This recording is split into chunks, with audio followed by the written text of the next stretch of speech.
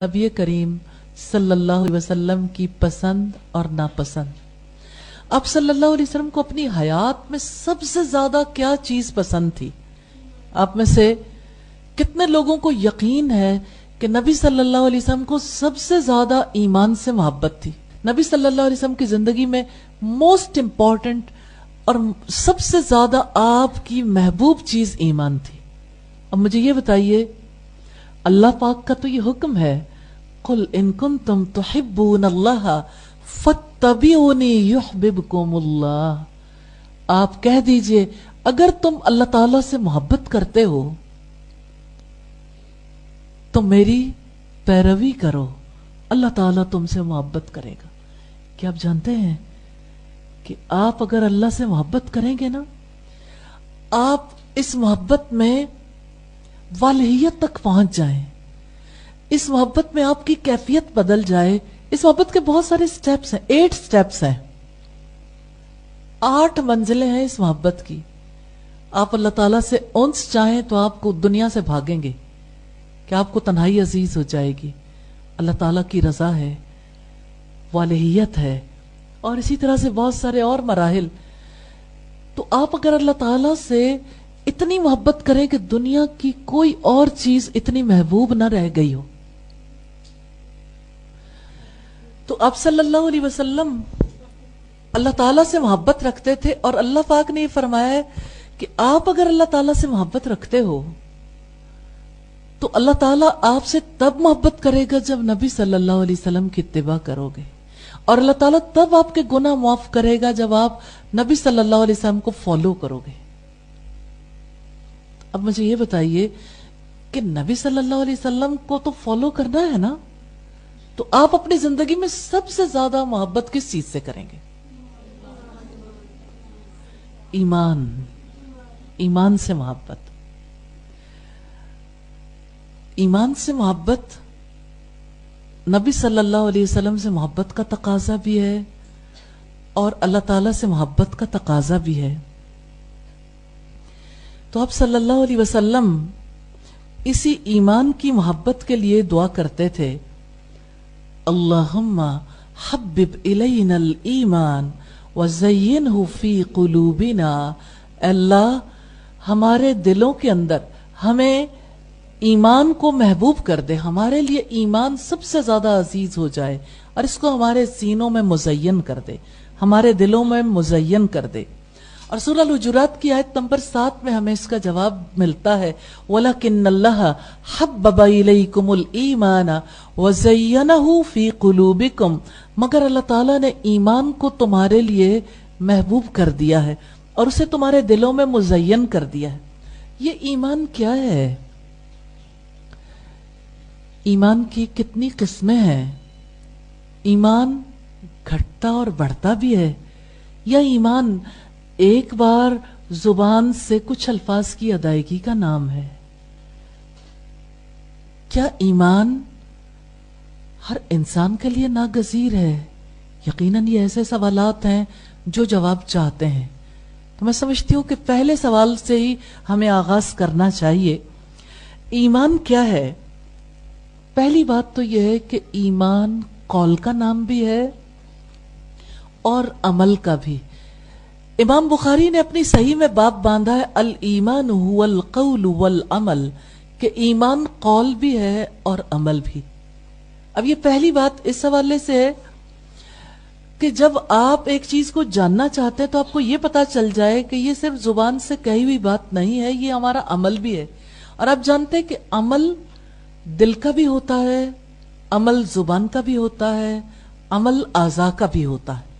तो ईमान का ताल्लुक हमारे तमाम आज़ा के साथ है, हमारे तमाम आज़ा से मुताल्लिक है। ईमान के बारे में यह भी जान लीजिए कि इताअत वाले काम करने से ईमान बढ़ जाता है, नाफरमानी के काम करने से ईमान कम हो जाता है।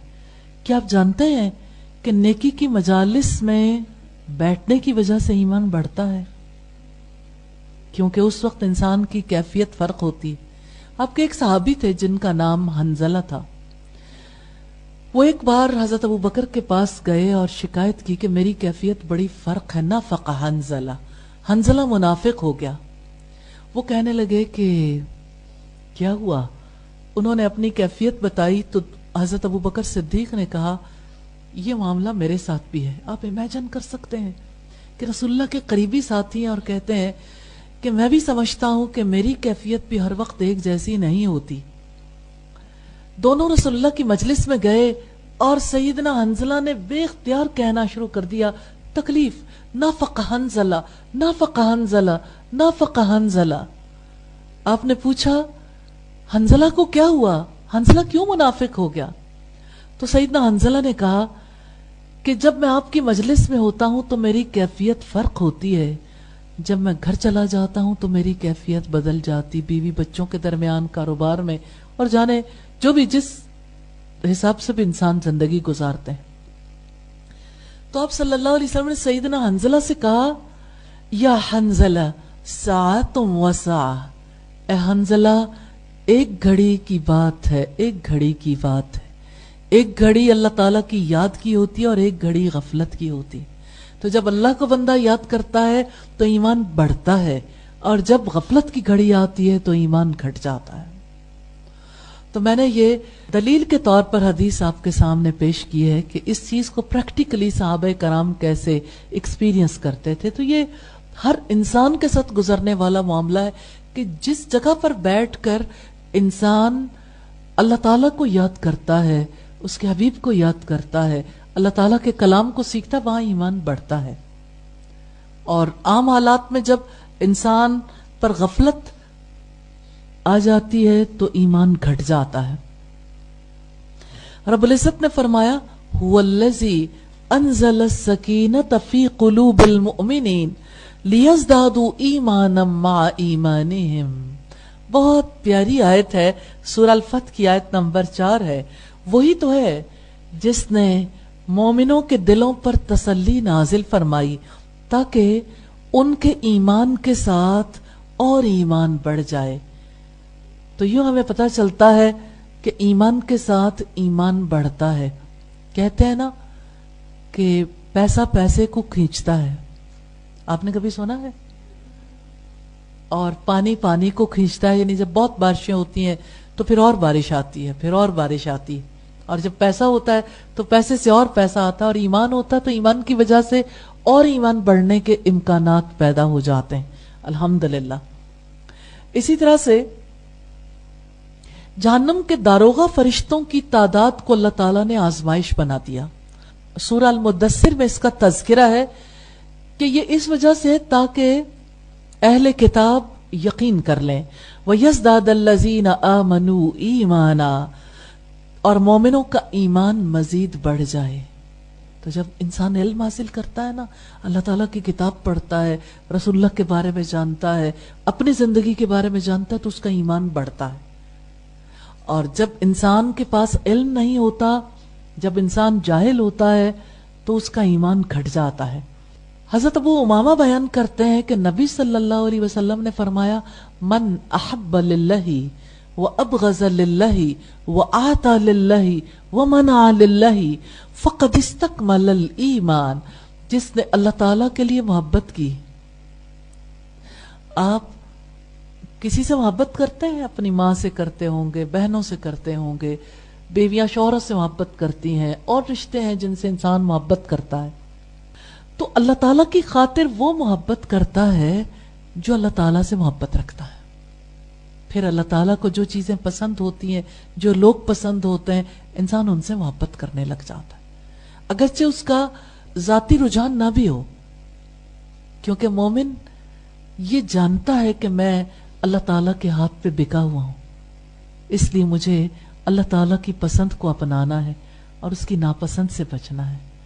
من احب للہ، جس نے اللہ تعالیٰ کی خاطر محبت کی، وابغض للہ، اور اللہ کے لیے نفرت کی، وآتى للہ. آپ کتنے لوگوں کو گفٹ دیتے ہوں گے، آپ کتنے لوگوں پر اور کتنی جگہوں پر مال لگاتے ہوں گے، شادیوں پہ، عام حالات میں، شاپنگ کرتے ہوئے، سیزن آ رہا ہے سیزن کے کپڑے خریدتے ہوئے. وآتى للہ، جس نے اللہ کی محبت میں دیا، خواہ کسی انسان کو دیا یا جانور کو دیا. اب دیکھیں جس کو ترس آتا ہے جو کسی کو اللہ کی مخلوق سمجھ کر پانی پلا دیتا، اللہ تعالیٰ قدر نہیں کرتا ہے. کسی کتے کو، کسی جانور کو، کسی پرندے کو کچھ کھلا دیتا ہے، لیکن اللہ کے لیے ترس آتا ہے نا اس کے دل میں، پھر وہ چاہتا ہے کہ اللہ تعالیٰ کی مخلوق کو میں وہ کچھ پہنچا دوں جو اس کے پاس اس کی کوشش سے نہیں آیا. وَآتَى لِلَّهِ وَمَنَعَ لِلَّهِ، جس نے اللہ کی خاطر دیا اور اللہ تعالیٰ کی خاطر روک لیا. دل تو بہت کرتا ہے کہ یہ پیسہ سارے کا سارا لگا دیں فلاں چیز پہ، فلاں پہ، جیسے آج کی جنریشن سارا پیسہ کھانے پہ لگانا چاہتی، لباس پہ لگانا چاہتی. وَمَنَعَ لِلَّهِ، کتنی جگہوں سے رکنا ضروری ہے. اللہ کی خاطر روک لیا، دل چاہتا ہے لیکن اللہ پاک کی طرف نظر جاتی تو بندہ کہتا نہیں، یہ یہاں نہیں لگانا، بہت اور مقامات ہیں لگانے والے. ہمارے زمانے کے لوگ سخی کیوں نہیں ہیں؟ کیا آپ جانتے ہیں؟ اس لیے کہ وہ اللہ کی خاطر نہیں دیتے اور اللہ کی خاطر روکتے نہیں ہیں. میں سمجھتی ہوں روکنا بہت ضروری ہے.